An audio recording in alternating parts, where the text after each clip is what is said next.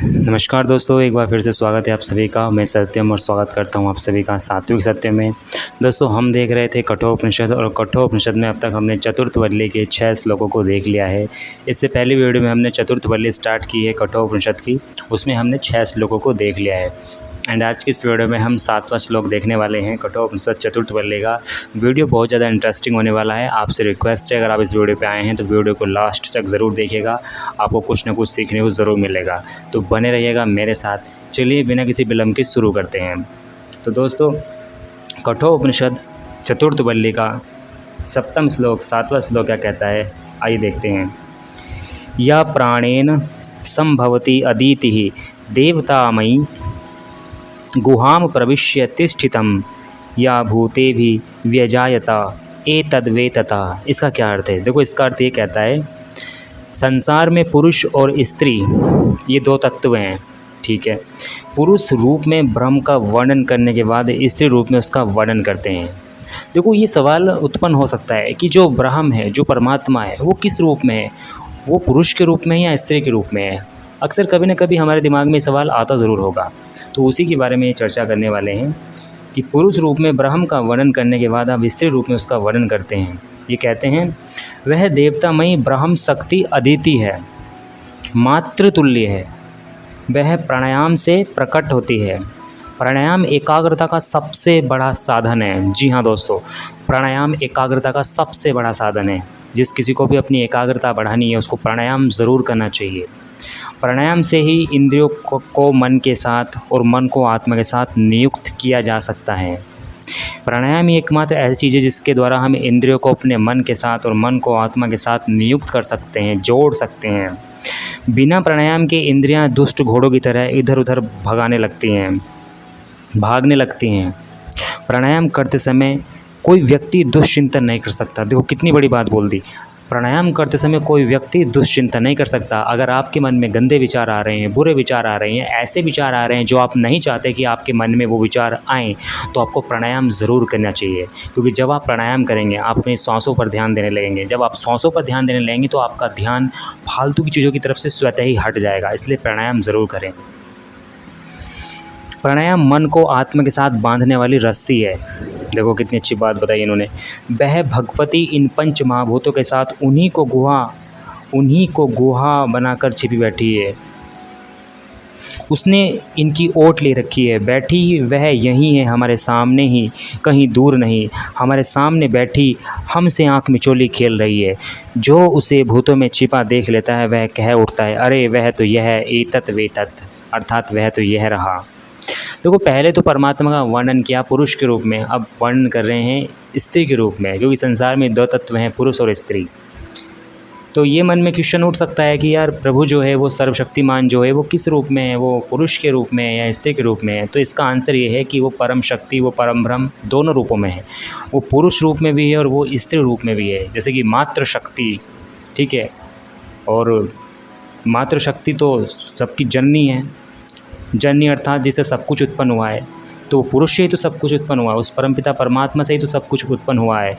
तो वो स्त्री रूप में भी है और वो पुरुष रूप में भी है। आइए देखते हैं 8वां श्लोक क्या कहता है। 8वां श्लोक कहता है, अरण्यो निहितः जात वेदा गर्वः इव सुव्रतः गर्भिणी भी दिवे दिवे इंग्यः जागृतवद्भिः हविष्यमद्भिः मनुष्य भी अग्नि एतत् वेततः। अर्थात जैसे अरण्यों में अग्नि होती है, अरण्य बोलते हैं लकड़ियों को। जब 2 लकड़ियों को आपस में रगड़ते हैं तो उनसे अग्नि उत्पन्न होती है, उन लकड़ियों को बोलते हैं अरणी। तो ये बोल रहे हैं जैसे अरण्यों में अग्नि होती है, दिखती नहीं, उसे प्रकट करने के लिए उनका रगड़ना ज़रूरी है। जैसे गर्भिणी का गर्भ सुरक्षित होता है पर दिखता नहीं है, जैसे गर्भवती महिलाओं का गर्भ होता है पर दिखता नहीं, परंतु गर्भिणी का ध्यान सदा उसी की तरफ लगा रहता है। इस प्रकार जागरूक मनुष्य प्रतिदिन स्तुति के योग्य ब्रह्म अग्नि को इन 5 महाभूतों की रगड़ से ही पैदा करते रहते हैं। इसका अर्थ यह है, जो 5 महाभूत हैं, भूमि, अग्नि, जल, वायु, आकाश, ये जो भी 5 महाभूत हैं, इन 5 महाभूतों से जो ज्ञानी व्यक्ति है वो परमात्मा की अनुभूति करता रहता है, ठीक है। ब्रह्माग्नि को इन 5 महाभूतों की रगड़ से ही पैदा करते रहते हैं। वो ब्रह्माग्नि को इन 5 महाभूतों की रगड़ से पैदा करते रहते हैं और सदा उसी की तरफ ध्यान लगाए रहते हैं। जो व्यक्ति प्रकृति के करीब है वैसे भी उसको ये पंच महाभूत बहुत ही हेल्प करते हैं उस परमात्मा से जोड़े रखने के लिए। अग्नि देखता है तो परमात्मा, जल देखता है तो परमात्मा, वायु देखता है तो परमात्मा, आकाश देखता है तो परमात्मा, पृथ्वी देखता है तो परमात्मा, उसको सब ओट में परमात्मा ही परमात्मा दिखाई देता है। तो इसी लाइन को तो ये कह रहे हैं कि ब्रह्माग्नि इन पंच महाभूतों की रगड़ से ही पैदा करते रहते हैं और सदा उसी की तरफ ध्यान लगाए रहते हैं। ऐसे लोग हविष्मान होते हैं। ऐसे लोग कौन होते हैं? हविष्मान। हविष्मान का मतलब होता है सर्वस्व अर्पण करने को, मतलब जो अपना सब कुछ न्यौछावर कर दें, सब कुछ अर्पण कर दें। इसका हम ऐसे कह सकते हैं कि प्राकृतिक भोगों से ऊपर उठे हुए ऐसे महान व्यक्ति, ऐसे लोग हविष्मान होते हैं। उनके पास जो कुछ होता है उसे वे हवि समझते हैं। जो कुछ हाथ में होता है उसे हवि की तरह छोड़ने के लिए हर समय तैयार रहते हैं। किसी चीज़ से चिपटते नहीं, किसी चीज़ से उनकी आसक्ति नहीं होती। जैसे यज्ञाग्नि में सब कुछ स्वाहा कहकर डाल दिया जाता है, वैसे ब्रह्माग्नि में सब कुछ समर्पित करने को वे उद्यत रहते हैं। जिसका ध्यान करके वे ऐसा करते हैं वही एतत् वेतत्, वही ब्रह्म है। कौन है? वही ब्रह्म है। आइए देखते हैं 9वां श्लोक क्या कहता है। यतः च उदेति सूर्यः अस्तमः यत्र च गच्छति तमः देवा सर्वे अर्पिता तद न अत्येति कश्चन एतत् वेतता। अर्थात हमारे लिए सबसे महान शक्ति सूर्य है। सूर्य जो पृथ्वी पर सबसे बड़ा साधन है ऊर्जा का, उससे बड़ा कोई स्रोत नहीं है ऊर्जा का। बिगेस्ट सोर्स ऑफ एनर्जी क्या है हमारे पास? सूर्य है, सन है। हमारे लिए सबसे महान शक्ति सूर्य है। इसका उदय उसी से होता है, इसका अंत भी उसी में हो जाता है। वही इसको पैदा करता है, वही इसे समाप्त कर देता है। वही कौन? वही परम ब्रह्म। सूर्य का प्रतिदिन का उदयास्त होना भी उसी के द्वारा होता है। सब देवताओं ने उसी के चरणों में सिर झुकाया है, सब उसी के सामने अर्पित हैं, उससे बढ़कर कोई नहीं। वही एतत् वेतत् ब्रह्म है। 10वां श्लोक। यद एव इह तद अमृत यद अमूत्र तद अनु इह मृत्युः स मृत्युम आपनोति य इह नानेव पश्यति। अर्थात जो शक्ति यहाँ काम कर रही है वही वहाँ भी काम कर रही है। जो शक्ति यहाँ काम कर रही है वही वहाँ भी काम कर रही है। जो वहाँ काम कर रही है वही यहाँ भी काम कर रही है। इसका मतलब समझ रहे हो कि वो शक्ति सर्वव्यापक है, वो शक्ति सब जगह है, यहाँ वहाँ सब जगह। संसार में दूर से दूर कहीं भी चले जाओ, सब जगह एक ही हाथ की छाप है, और वो हाथ किसका है? उस परम शक्ति का, उस परम ब्रह्म का। सब जगह उसी का सिक्का चल रहा है। जो व्यक्ति संसार की एकता को नहीं समझता, जो यह समझता है कि संसार में कहीं कोई शक्ति काम कर रही है और कहीं कोई, जो ऐसा भाव लाता है कि संसार में कहीं कोई और शक्ति काम कर रही है और कहीं कहीं और शक्ति काम कर रही है, जो ऐसा भाव लाता है, जो इस प्रकार नाना भाव की कल्पना करता है, वह मृत्यु के मुंह में कदम रख देता है। समझ रहे हो? वह मृत्यु के मुंह में कदम रख देता है। आगे 11वां श्लोक क्या कहता है। मनसा एव इदम आप्तव्यम न इह नाना अस्ति किंचन मृत्युः स मृत्युम गच्छति य इह नाना एव पश्यति। अर्थात मन के द्वारा उस एक तत्व की प्रतीति होती है। देखो जो मन है ना, मन वैसे तो ये अगर हमारे वश में ना हो, हमारे नियंत्रण में ना हो, तो ये हमारे लिए बहुत घातक साबित होता है। लेकिन यही मन है अगर हमारे नियंत्रण में आ जाए ना, तो ये हमारा परम मित्र बन जाता है। इसी के द्वारा हम परमात्मा तक पहुंच सकते हैं, अदरवाइज़ नहीं। तो मन के द्वारा उस एक तत्व की प्रतीति होती है, इंद्रियों द्वारा नहीं। इंद्रियों से जो नानात्व अनेकता दिखाई देती है वह यथार्थ नहीं। ये जो हमारी इंद्रियां हैं इनसे हमें अनेकता दिखाई देती है, ठीक है। एकता का दर्शन ही जीवन है, अनेकता का दर्शन ही मृत्यु है। जब हम सब में एक भाव देखने लगते हैं, कोई ऊंच नीच नहीं, कोई जातिवाद नहीं, जब सब में एक रूपता समानता हम देखने लगते हैं, वही जीवन है। इसी को तो उपनिषद बोल रहा है कि एकता का दर्शन ही जीवन है, अनेकता का दर्शन ही मृत्यु है। जो नानात्व ही देखता है, एकत्व नहीं देखता, वह मृत्यु के मुंह में कदम रख देता है। अब देखते हैं 12वां श्लोक क्या कहता है। अंगुष्ठ मात्रा पुरुषः मध्ये आत्मनि तिष्ठति ईशान भूत भवस्य न ततः विजुगुप्सते एतद् वे तदा। अर्थात आत्मा के मध्य में परमात्मा बैठा है, देखो हमारा ये शरीर है, इस शरीर में कौन है? इस शरीर के मध्य में, इस शरीर में है आत्मा, और आत्मा के मध्य में कौन है? परमात्मा। कैसे? अब सवाल आता है कैसे? आत्मा के मध्य में परमात्मा बैठा है, ठीक है, लेकिन कैसे बैठा है? हाउ? तो इसका आंसर ये देते हैं अंगुष्ठ मात्र। अंगुष्ठ मात्र का मतलब है अंगूठे जितना। देखो जैसे ये एक मुट्ठी है ना, ये एक मुट्ठी है, मुट्ठी। तो इस मुट्ठी में जैसे ये अंगूठा बीचों बीच आ गया ना, ऐसे अंगुष्ठ मात्र, इसी तरह आत्मा में परमात्मा बैठा है। ये कह रहे हैं अंगुष्ठ मात्र, अर्थात अंगूठे की तरह। जैसे मुट्ठी में चारों तरफ से घिरा हुआ अंगूठा, ये अंगूठा है और ये चारों तरफ से इन उंगलियों से घिरा हुआ है, जैसे मुट्ठी में चारों तरफ से घिरा हुआ अंगूठा अथवा अंगुष्ठ मात्र अर्थात अंगूठे जितना, आत्मा में सारा का सारा परमात्मा कैसे समा जाएगा? हम अपने आत्मा में परमात्मा के जितने स्वरूप को जान पाते हैं वह इतना है मानो हमने उसका अंगूठा पकड़ लिया। ठीक कैसे? जैसे बालक अपने पिता की उंगली पकड़कर समझता है कि उसने अपने पिता को, संपूर्ण पिता को पकड़ रखा है। वही भूत और भविष्य का स्वामी है। उसे जानकर फिर मनुष्य को ग्लानि नहीं होती। संसार के तो हर एक पदार्थ से किसी न किसी समय ग्लानि हो ही जाती है। ये बिल्कुल सच बात है।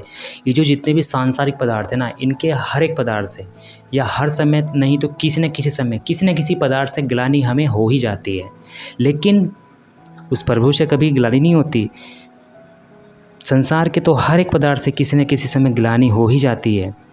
जिसके ज्ञान से ग्लानि नहीं होती, जिसके ज्ञान से ग्लानि नहीं होती, वही एतत् वेतत् अर्थात ब्रह्म है। ठीक है, अब देखते हैं 13वां श्लोक क्या कहता है। अंगुष्ठ मात्रा पुरुषः ज्योतिः इव अधूमका ईशान भूत भव्यस्य सह एव अद्य सह स्वः एतद्वेतदः अर्थात वही ब्रह्म सब जगह है, अर्थात वही ब्रह्म सब जगह है। परमात्मा सर्वव्यापक है। सर्वव्यापक का अर्थ होता है जो चारों ओर फैला हुआ है, जो सब जगह व्याप्त है। वही ब्रह्म सब जगह है, यहाँ भी वहाँ भी सब जगह वही है। जब सब जगह वही है तो अंगुष्ठ मात्र अर्थात थोड़ा सा भी उसका ज्ञान संपूर्ण ही ज्ञान है।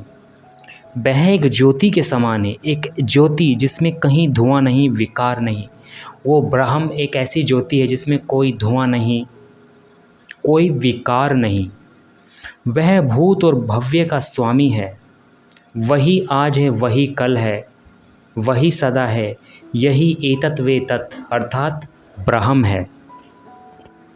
14वां श्लोक कहता है यथा उदकम दुर्गे वृष्टम पर्वेतेषु विधावती एवं धर्मान पृथकः पश्यन् तान एव अनु विधावती अर्थात पर्वत की ऊंची चोटियों पर बरसा हुआ पानी जैसे पर्वत के भिन्न भिन्न भागों में नाले बनकर दौड़ने लगता है।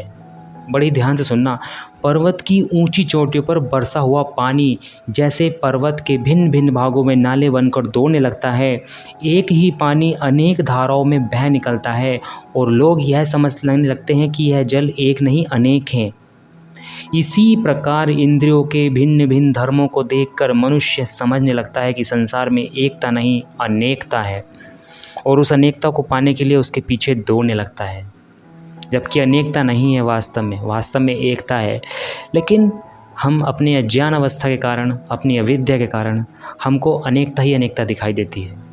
जो अपनी अज्ञान अवस्था, अपनी अंधकार अवस्था को नष्ट कर देता है वह कोई विरला होता है, और वही विरला इस अनेकता में छिपी एकता को देख लेता है।